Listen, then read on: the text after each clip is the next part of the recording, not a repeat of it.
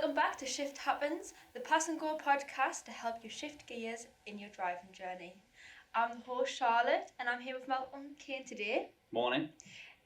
He's a driving instructor and he's a special guest today because he founded a charity with his wife Sophia back in 2019. That's right, yeah. I want to say, called Spectrum Holidays, and in just a few months Malcolm will be jumping out of a plane, not for thrills, but to raise money for his charity. So, first of all, I want to talk about, now you've been introduced, I want to talk about the football. That's the most recent thing at the moment. And the Derby days are back. Yeah, that's going to be quite interesting to see. It's always good. I love Derby days for the city, but it also brings kind of that element of uncertainty as well, doesn't it, to the cities? You never know really what to expect. But I think the last time you were in the Premier League, Sunderland. 6 in a row, was it? Yeah, actually the Derby days went really well. Everybody took it in good spirits, and there wasn't the same kind of, I remember, back in the kind of mid-90s, if it was, where it was kind of Derby days were bit more than scary. just the football.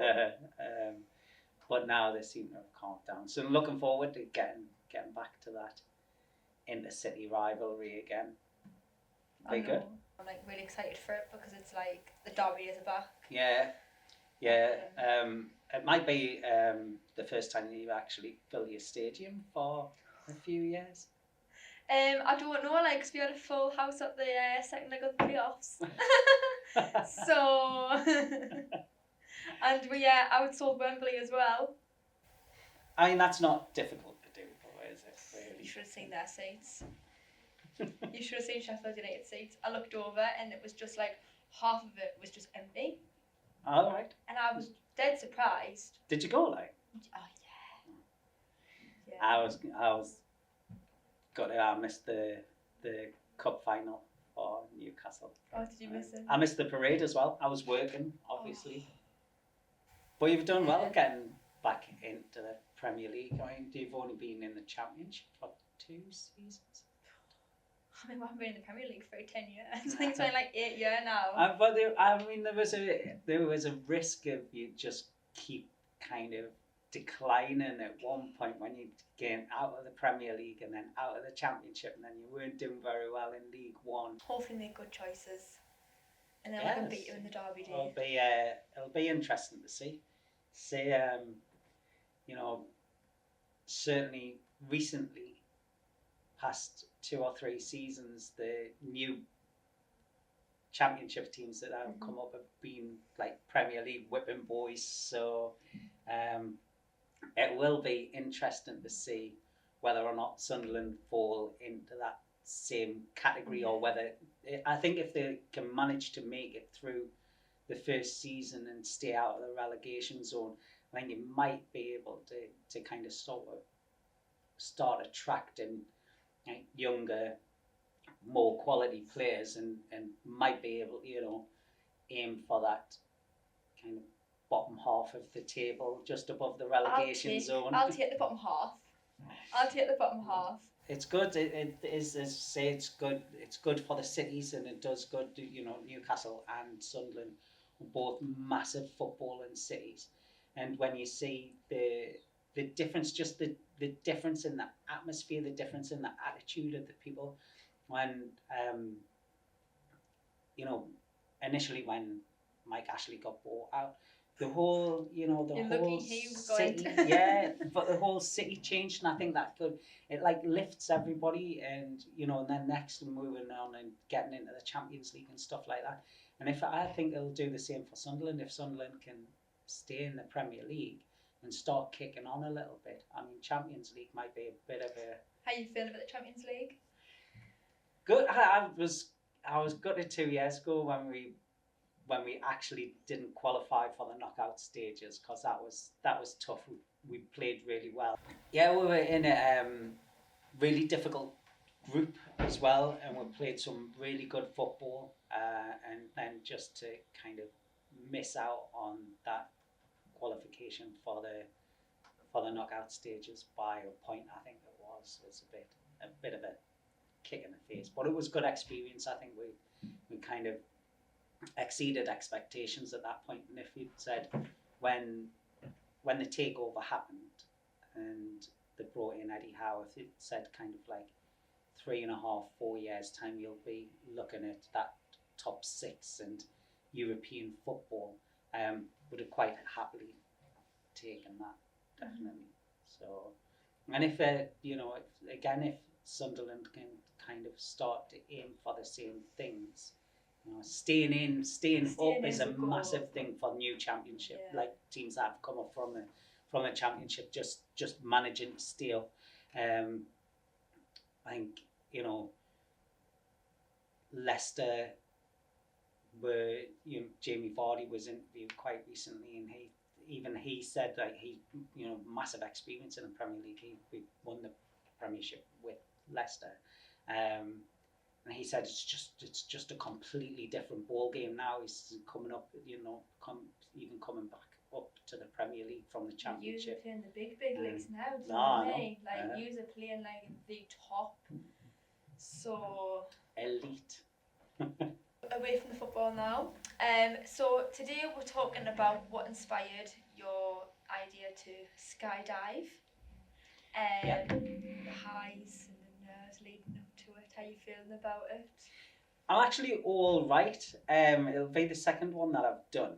So it's second one. Yeah, I did one last year as well for the charity. So I kind of know what to expect, but still the prospect of falling towards the ground at over 100 mph with a person strapped to your back is still quite a scary experience. So first of all, tell me about the charity. So who does the charity aim to help, and what inspired you to start this charity? Well, we started originally as a business, but it was through our own experiences. Luca, our son, is autistic, and when he was younger, we found holidaying like really, really difficult. There wasn't really a lot of information out there about holiday homes and stuff like that. When you look at websites and stuff, you think that there's quite a lot of information about holiday homes and where you're going, but those kind of things, yes, are great, but they're not exactly what people with autistic children need. So it kind of didn't really help us prepare Luca for holidays, and he just, I think he thought that because we were going and staying in another house or another place, everything would just be the same, and he found it really difficult to kind of cope with the change of routine and stuff like that. And we went on, we tried loads of different holidays, and they were all kind of like really unsuccessful. We'd come home early and stuff like that. And then we went on a caravan holiday. Love a caravan holiday. We'd never been on one before, and we didn't know what to expect. So we went on a caravan holiday, and so at that point we were taking all of Luca's like sensory equipment and all his home comforts with us, so it became almost a military operation to kind of pack up the car. We were just taking all of his stuff from one place to another. It was almost as if you're moving home every time. Yeah, pretty much, and that doesn't it makes it less of a holiday for us as well. Like, it can be quite stressful and you don't know how they're going to respond. But then, say we went on a caravan holiday, a friend recommended a caravan to us, and we went, and something about caravans Luca just loved straight away. And so we found kind of what worked for Luca. And so we started going on more holidays because it was good. But then we thought, right, we're taking too much stuff with us. So we thought, well, what about if we buy a caravan and we set it up so that we don't have to take all of that stuff. It's already there for Luca. So that's what we did. We bought a caravan in Blackpool and we set it up. And Luca went to a school that is specifically for autistic children. And we started talking to other parents at kind of coffee mornings and stuff like that, and telling them about our caravan, and other parents started talking and they've seen our posts on Facebook and stuff like that. And I've seen, I think my kids would really benefit from that. Do you rent it out? Like, no, not really. But if you wanted to stay, we could probably get a weekend for you where you could stay.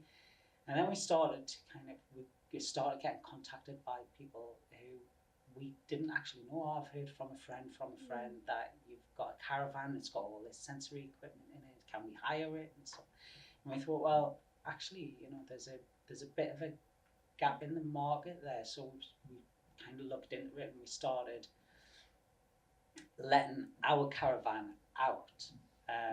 And we started Spectrum Holidays. We set it up as a business.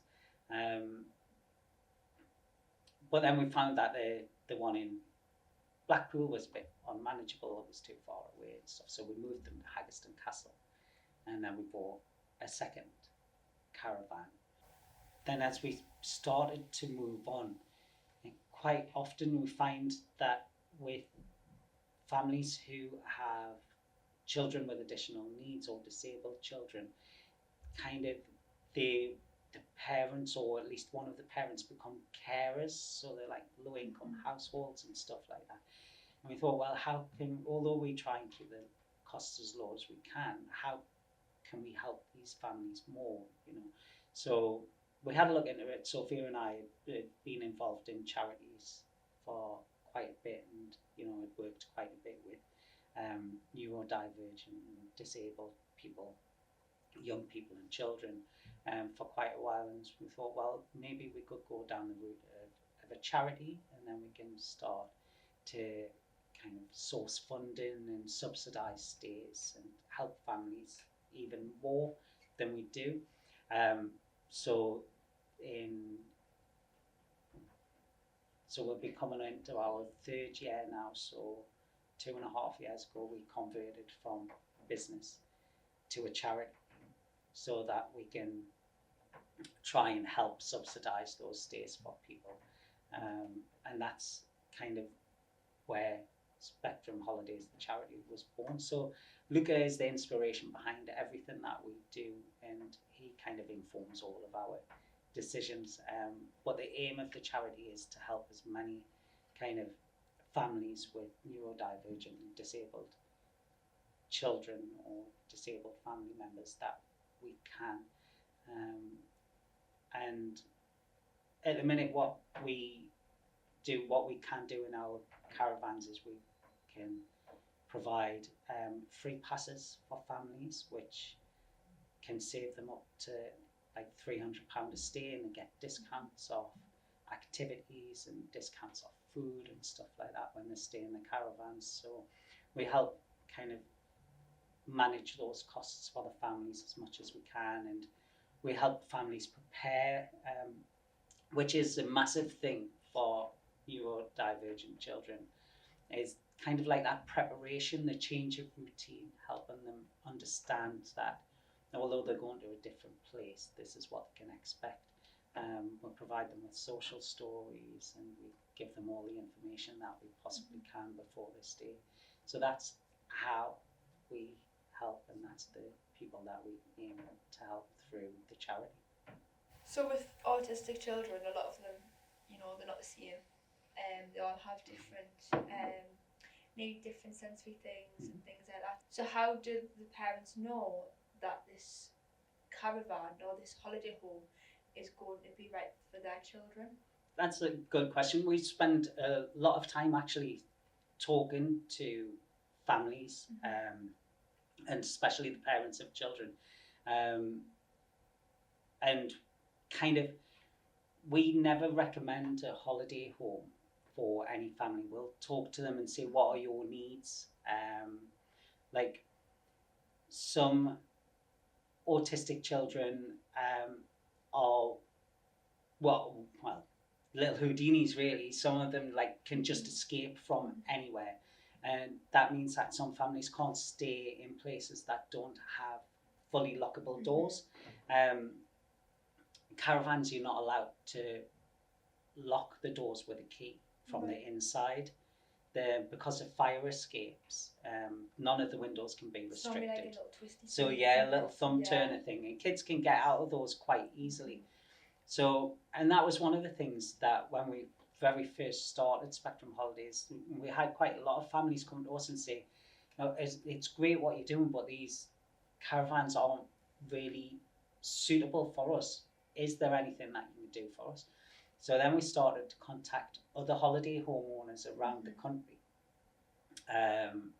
and explaining what we do, and asking if they would like to work with us and to offer their homes out to families with autistic children, and so that we could provide kind of as many different options as we can.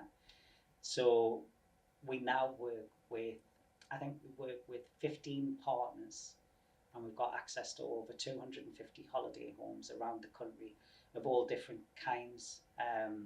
You know, we've got caravans up in Scotland at Haggerston, and we've got holiday homes ranging from, you know, kind of like 2 people, 1 bedroom chalets and shepherd's huts, to 4-bedroom family houses as far down as Devon and Cornwall that can provide those kind of secure environments for families with children who maybe wouldn't be suited for caravan holidays, or hot tub holidays or something like that. So again, we go and we visit every single holiday home that we've listed on our website, so that we've got that information to give to the families and say, well, my child's a runner, and we go, well, you probably can't stay in a caravan then, because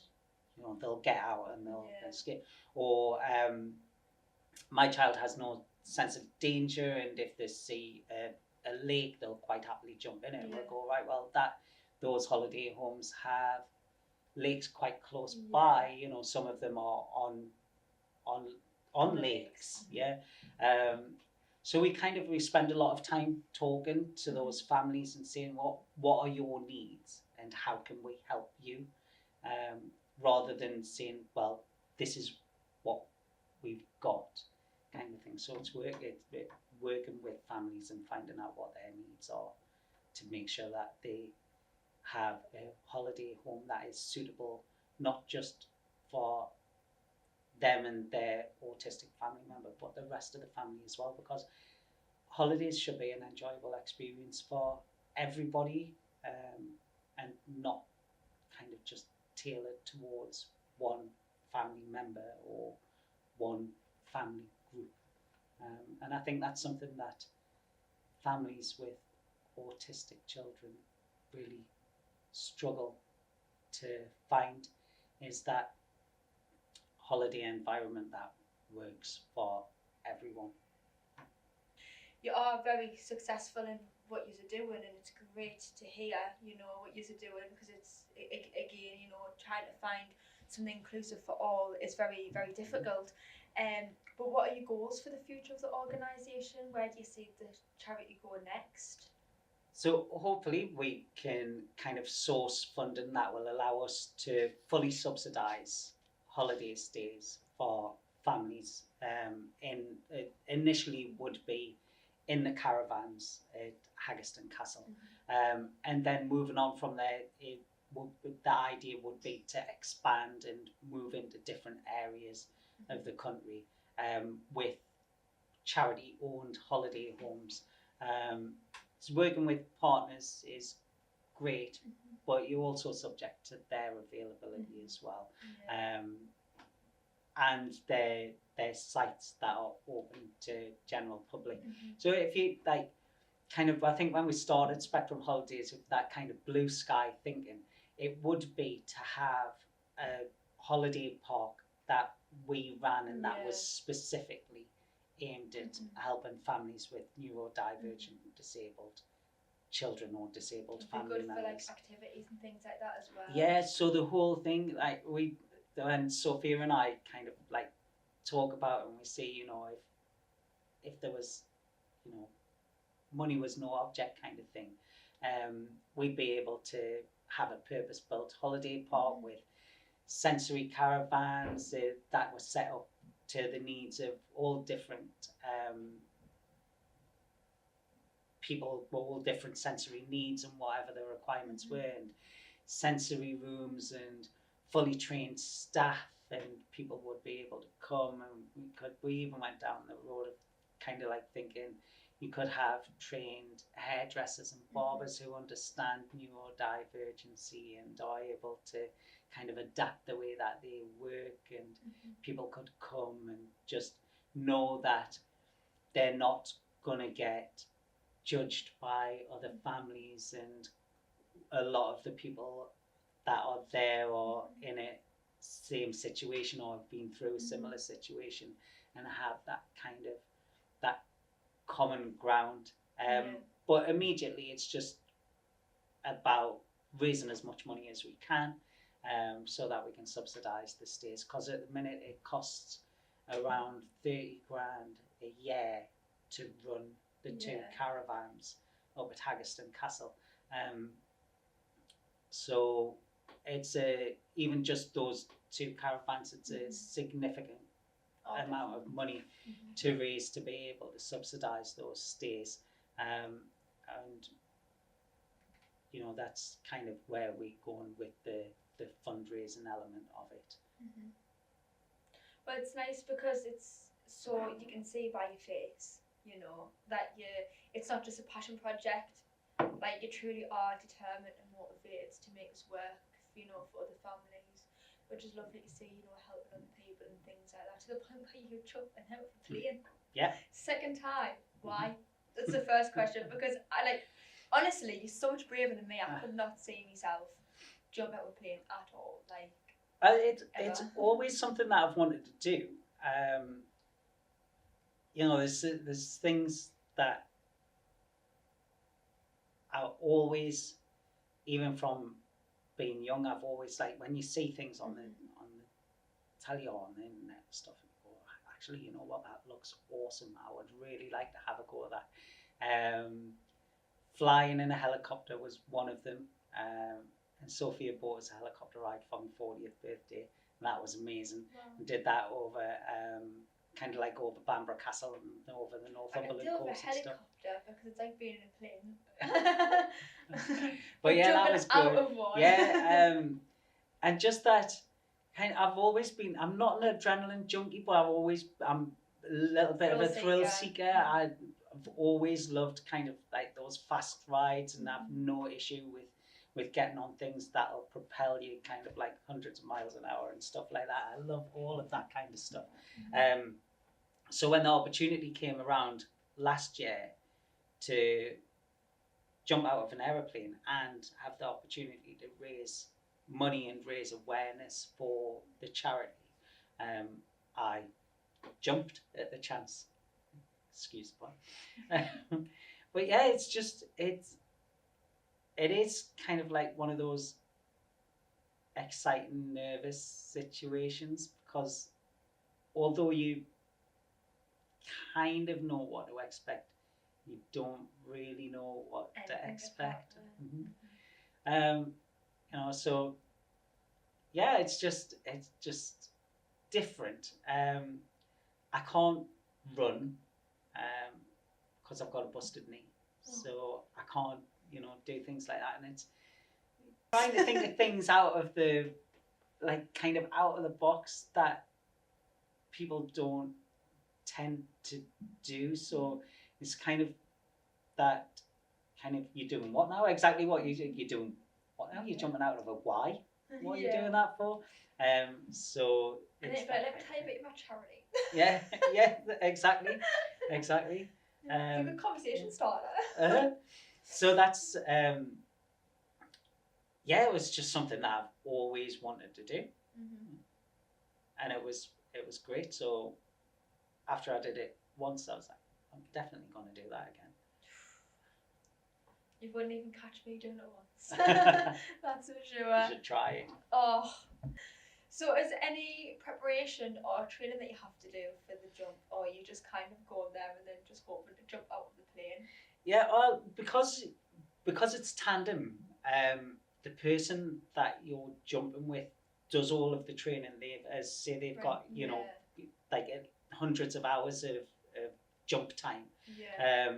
So was surprising. There's very little in the way of training. You get there, they weigh you, they size you up for a suit. You go into a little room and you watch a 5-minute video, and then they go, right, we're going to get you in a plane. All right, okay. And I think it's the weight that makes it worse.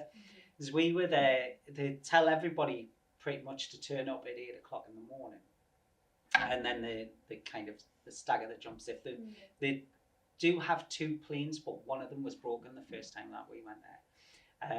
So they only had 1 plane, and then it's broke beforehand.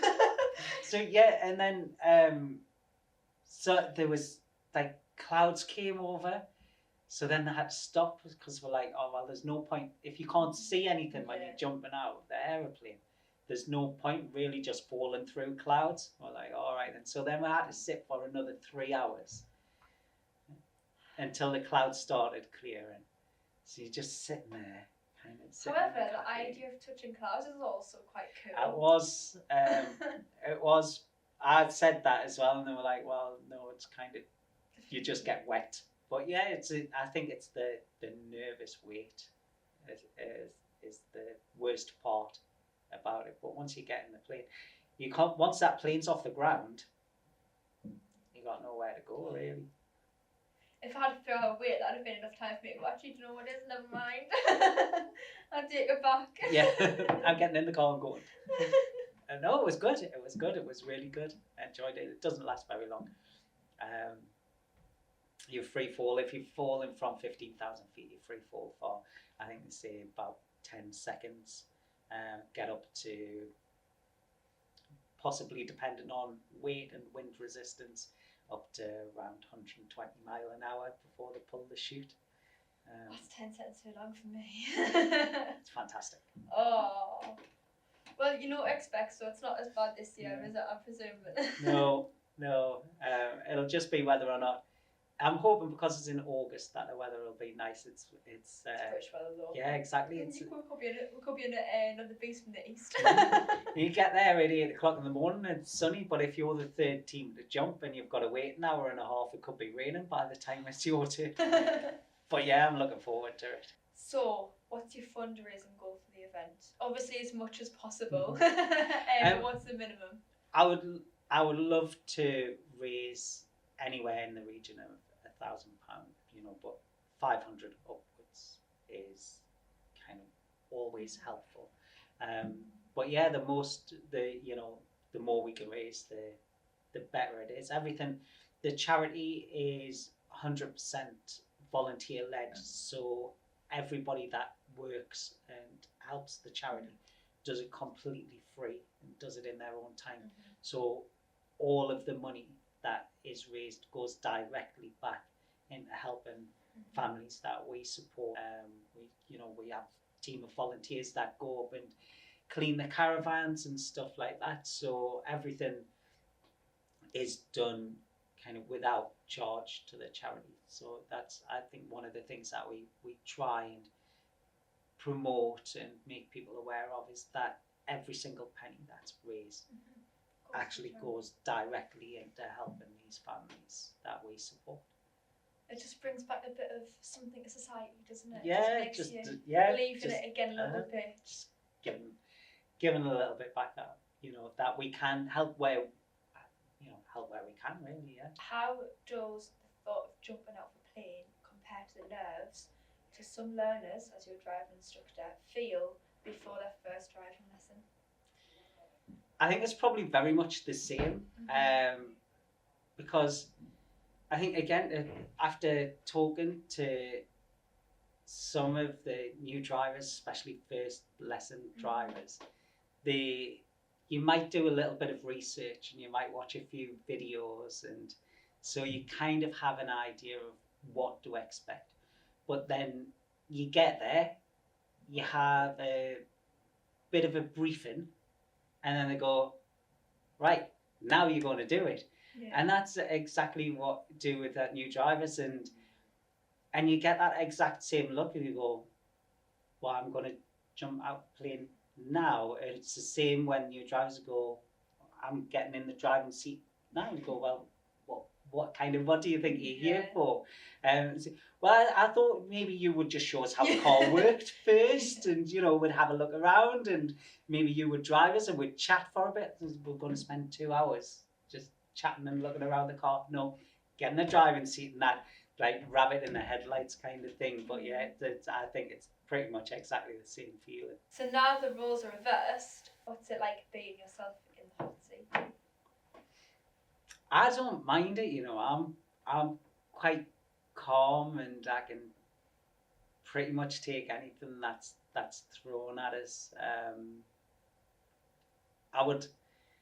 I never thought that I was the type of person that responded well under pressure, but then being a driving instructor has kind of shown us a little bit of a different side to that. I actually do work well under that pressure, and I am quite quick and responsive and able to keep people calm and stuff like that. So it doesn't really bother me at all. I'm like, yeah, bring it on. I love it. But your short learners are like that sometimes. Some of them are. There, though. yeah. It's sometimes the ones that are a bit gung ho, you're a bit like, oh, calm down a bit. Like, yeah, I've watched videos of Lewis Hamilton. I can do this. Yeah, if Lewis can. I mean, some of them were doing effort before they learned how to drive on the road, so before they were old enough to. So. But yeah, it's good. It's good. I like it. I kind of like.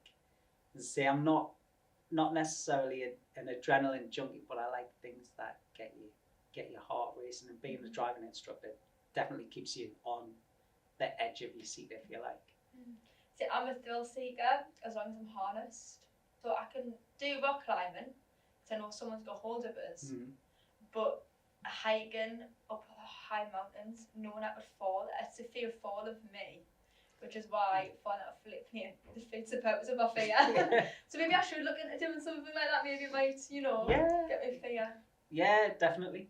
I would just be too scared in case the parachute didn't open. That's the only thing that gets me. Well, I mean, by the time that happens, you've got nowhere to go but down, isn't it? I mean, to your death. Not to put it down on what you're doing or anything, but you don't have the fear, so I'm not afraid to say anything. You've done it before, but the first time that I did it after we actually got married. We got married in July, and then we jumped in August last year. And Sophia said, well, we're getting married first, because if that parachute doesn't open, I want to make sure I'm getting the insurance money. I love that. That's such a vibe. She's so real for that. I love that. That's so funny. So, first of all, which is scarier? Your first skydive, or teaching someone to do their first hill start in traffic? Definitely hill start. I would take, as I say, I would take falling towards the ground at 100 mile an hour over hill starts every single time. Absolutely. I agree with you on that one, especially when there's someone behind you. Even worse, when they're up your bottom, when the proper tailgate. I'm like, so at the top of the road, I don't know if you've been that way, but at the top of the road there's a hill start. Oh, there's traffic lights at the top of a hill. It is awful. And if someone's right behind me, I'm like, you're crashing into me here and I'm getting the money, not you. Like, this is your You're fault. behind me, your fault. I know what's going to happen here. You're too close to me. I'm going to go back because I cannot hill start. Like, honestly, when I try and hill start, my car, because it's only a little C1 as well, bearing in mind, honestly, you'd think it was a boy racer. Because I'm like, the amount of times, I'm surprised I haven't put my clutch out. So the amount of times I just rev and just hope that I just get up. It's awful. There's nothing wrong with the smell of clutch in the morning. Oh, it smells beautiful. It makes me feel sick. It's awful. I'd rather jump out of a plane. Well, there's some spaces. No, I'll send you the okay. date. Okay, so would you rather tandem skydive with a learner, so someone who's just learning to jump out the sky with someone, or let a learner driver drive you through rush hour traffic? See, I think somebody said this, a similar thing to me, and said, would you rather have somebody who's just been taught teach you something, or somebody who's been doing it for 50 years teach you something? And I think I'd rather have somebody who's new. They've got more proof though. So there might be a bit like more jobs worthy. Yeah. No, I would definitely. I think they're on par with each other. To be fair, the thought of having somebody strapped to me back who hasn't done it many times is scary. I would take that over rush hour traffic. Would you? Yeah, definitely. It's you still know what to expect. There's only one way you're going to go when you're jumping out of an aeroplane, but the unpredictability of other people in rush hour traffic is just crazy. Mm-hmm. It's and that's what I think that's the most worrying thing when you're out with a new driver, mm-hmm. and the first time you take them through kind of that school run traffic, mm-hmm. and they get people jumping out of a right turn and stuff like that, and just cutting them up and moving into gaps and things that they just shouldn't move through. You can't, as much as you can prepare somebody for that, you can't really teach them how to deal with that until it happens. And some people just freak out. It's not just that, but you can teach someone to deal with it, but it's not always the same. Mm-hmm. You don't know who's going to be doing what. And honestly, I don't even think school traffic's the worst part. I think it's the rush from getting to school to work is the worst time. The quarter to 9, 10 to 9, they're the worst times. Yeah. When a school starts, like, they've got to be over 8:30, and then the parents have to be at the other side of town for like 9 o'clock. Mm-hmm. Yeah, that's where it comes in. But yes, so I think they're kind of on par with each other. Mm. But I'd still take jumping out of an aeroplane. Would you? Mm. Definitely. Absolutely. I suppose in rush hour traffic you have stress, not thrill seeking. Yeah. You don't have adrenaline. It's adrenaline but the wrong type. So you have to have eyes all over the place. Yeah. But yeah. Whereas skydive, you're just like. Yeah. Do you keep your eyes open when you skydive? Oh, absolutely. Yeah. Definitely. Oh. Yeah. You make us cringe. Like, this is my worst nightmare. How can people follow your story, follow your journey with Spectrum Holidays? So you can follow my journey on our Facebook page, through social media, through our websites, and I will be updating my Pass and Go profile as well. Well, if you've been inspired by Malcolm's story and want to help make the skydive count, you can donate directly to the fundraiser, which we will link. Every penny or share makes a difference. Absolutely. Thank you very much. Thank you so much for joining us, Malcolm. Good luck for your skydive, and I'm looking forward to hearing how you get on. We'll have you back after the skydive so we can get a bit of Excellent. I'll look forward to it. I'll bring the videos. Oh, God. Thank you for tuning in to this week's episode of Shift Happens.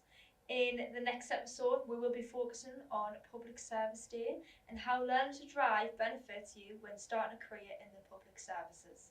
Until next time, drive safe, stay kind, and keep listening.